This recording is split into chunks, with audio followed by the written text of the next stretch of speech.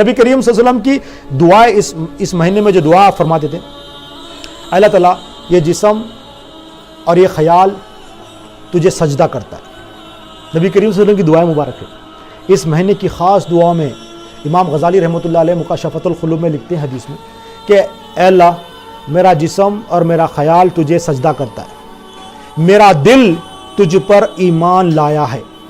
دیکھو آپ حدیث کے الفاظ دیکھتے ہیں، میرا جسم اور میرا خیال تجھے سجدہ کرتا ہے، میرا دل تجھ پر ایمان لایا ہے۔ اب دعا کر رہے ہیں، اے اللہ تعالیٰ مجھے وہ دل عطا فرما جو شرک سے پاک ہو۔ اے اللہ تعالیٰ مجھے وہ دل عطا فرما جو شرک سے پاک ہو، کفر سے پاک ہو اور بدبخت نہ ہو۔